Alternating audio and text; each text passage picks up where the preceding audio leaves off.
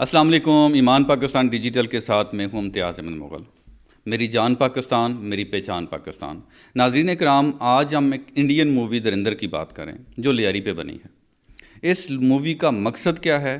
آج کے پروگرام کو دیکھنے کے بعد، ہوشربا انکشافات سننے کے بعد آپ اس نتیجے پہ پہنچیں گے کہ ہماری پاک فوج صرف محاذ جنگ بارڈرز پہ نہیں لڑ رہی، بلکہ وہ کن کن محاذوں پہ لڑ رہی ہے.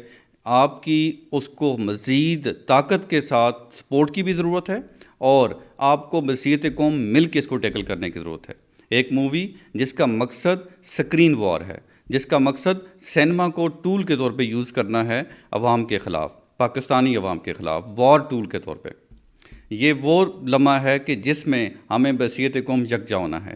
یہ وار ہے نہ صرف پاکستان کے خلاف، لیاری کے خلاف، بلوچ قوم کے خلاف اور پورے پاکستانیوں کے خلاف. ان کو ان کے تشخص کو مسخ کرنے کی کوشش کی گئی ہے، اور ہندوستان یہ سمجھتا ہے کہ میں اب سکرین پہ ہی جنگ جیت سکتا ہوں، کیونکہ فزیکل جنگ میں تو وہ ہار چکا ہے. وہ اپنی خفت مٹانے کی کوشش کر رہا ہے، لیکن اور پاکستان کو تقسیم کرنے کی کوشش کر رہا ہے. لیکن انہیں نہیں پتہ کہ پاکستانی قوم مٹتی نہیں بلکہ ان کاموں سے نکھرتی ہے. اس موضوع پہ بات کرنے کے لیے ہمارے ساتھ فرح عظیم شاہ ایم پی اے بلوچستان اسمبلی موجود ہیں، جن کا تعلق بلوچستان سے ہے، بلوچ قوم سے ہے، لیاری بلوچوں کا گڑھ ہے. اس مووی کے اندر بلوچ کردار دکھائے گئے ہیں. چونکہ آپ نے لیاری کے اسٹریٹ فٹ بالرز کو بھی بہت پروموٹ کیا ہے، جو اسٹریٹ ورلڈ کپ میں جنہوں نے شرکت کی تھی اور بڑا اچھا پرفارم کیا تھا، اس لحاظ سے آپ کا لیاری سے ایک تعلق بھی بن جاتا ہے. آپ اس پوری فلم کو اور اس پورے سناریو کو کس نظر میں دیکھتی ہیں؟ بسم اللہ الرحمن الرحیم. میں سمجھتی ہوں، بلکہ میں پورے یقین سے یہ بات کرتی ہوں کہ یہ فلم صرف انٹرٹینمنٹ نہیں ہے، یہ ایک سوچی سمجھی سازش ہے. میں ایک بلوچ ہوں، اور بلوچ کا مطلب کیا ہے؟ بلوچ کا مطلب وفاداری، وقار، عزت، مہمان نوازی، بہادری اور عزت پر جان دینا ہے. اور آپ یہ دیکھیں کہ اس مووی میں کس طریقے سے لیاری جیسے علاقے کو جرم کی علامت بنا کر پیش کیا گیا ہے. اور میں سمجھتی ہوں کہ ہندوستان ایک بار پھر برے طریقے سے ناکام ہوا ہے. یعنی کہ آپ کے خیال میں یہ جو مووی ہے یہ ٹول آف وار کے طور پہ استعمال ہوتی ہے. اس کی تھوڑا سا آپ وضاحت کریں گے؟ جی بالکل. آپ یہ دیکھیں کہ اس فلم میں چودھری اسلم جیسے ناڈر اور بہادر اور اپنے ملک سے وفادار اور ایماندار آفیسر کو کیا بنا کر پیش کیا گیا، اور انہیں بالکل ہی میں سمجھتی ہوں کہ پیچھے دھکیل دیا گیا. اور اسی طریقے سے ایک مجرم کو ہیرو بنا کر پیش کیا گیا. اور یہی تو ہائبرڈ وار ہے کہ آپ سچ کو دفن کر دیں اور جھوٹ کو گلیمرائز کر کے پیش کریں. آپ نے درست کہا، واقعی اس مووی میں سچ کو دفن کیا گیا اور جھوٹ کو پروموٹ کیا گیا. آپ کے خیال میں لیاری کو اس انداز میں پیش کرنے کے پیچھے مقاصد کیا ہوں گے؟ دیکھیں، اصل میں تو ہم نے پہلے یہ دیکھنا ہے کہ لیاری کی پہچان کیا ہے. لیاری کی پہچان خوشحالی ہے، پاکستانیت ہے.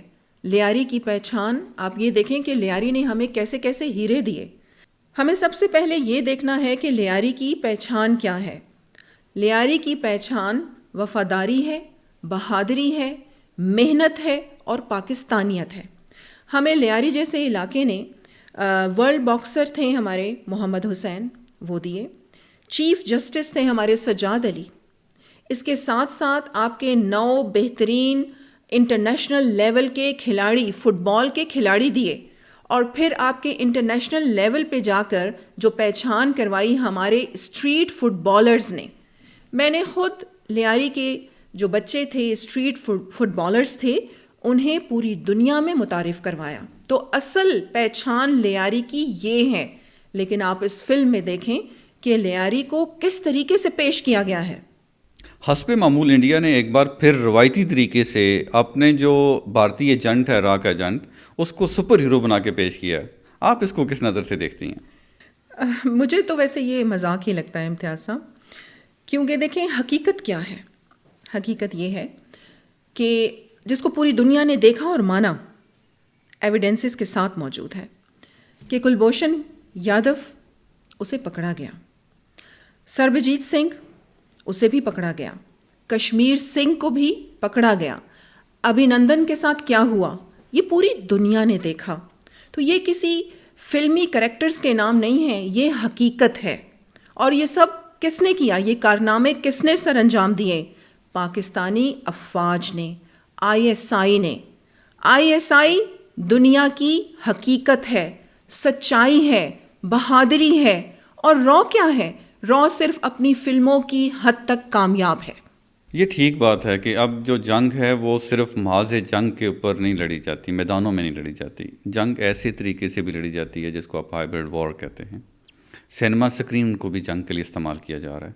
इस तनाज़ुर में आपका नौजवानों के लिए जो पैगाम है वो बहुत अहमियत का अमल है। आप नौजवानों को क्या पैगाम देंगे? मेरा नौजवानों को यही पैगाम है कि नौजवानों, हर वायरल क्लिप सच नहीं होता और हर फिल्म तफरी नहीं होती। और जब आप ऐसी फिल्मों पे या ऐसे क्लिप्स पे उन्हें ज़्यादा से ज़्यादा शेयर करते हैं, उस पे हंसते हैं या उस पे मीम्स बनाते हैं, तो कहीं ना कहीं आप भी नादानिस्ता तौर पर इसी हाइब्रिड वॉर का हिस्सा बन जाते हैं। और फिर मैं आपको एक और बड़ी इम्पॉर्टेंट बात बताऊं कि मैं बलूचिस्तान को रिप्रेजेंट करती हूँ वर्ल्ड वाइड भी और पूरे पाकिस्तान में भी, और मेरी जितनी भी पाकिस्तानी अवाम है वो मुझे एक बलोच लीडर के तौर पे जानते भी हैं। तो मुझे बहुत सारी कॉल्स आईं और उन्होंने मुझसे लियारी की हकीकत, जिस मुजरिम को इस फिल्म में हीरो बनाकर पेश किया गया उसकी हकीकत, और हमारे बहादुर ऑफिसर चौधरी असलम की हकीकत पूछी।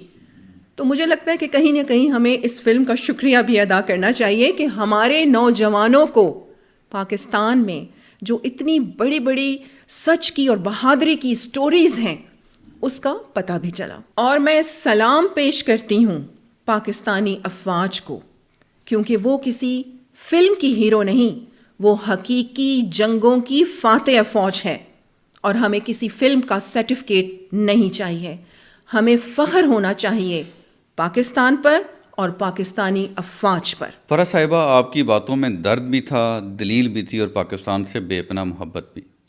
और एक बलोच के दिल में पाकिस्तान से मोहब्बत जदीद नहीं होती है, क्योंकि उसमें जोश भी होता है, जज्बा भी होता है और वक़ार भी होता है। ये फ़िल्म हम पर हमला था, लेकिन पाकिस्तानी कौम ने यकजान होकर इस हमले का जवाब एक नारे से दे दिया, और मैं उसी पे अपने प्रोग्राम का ख़त्म करना चाहूँगा। पाकिस्तान हमेशा जिंदाबाद।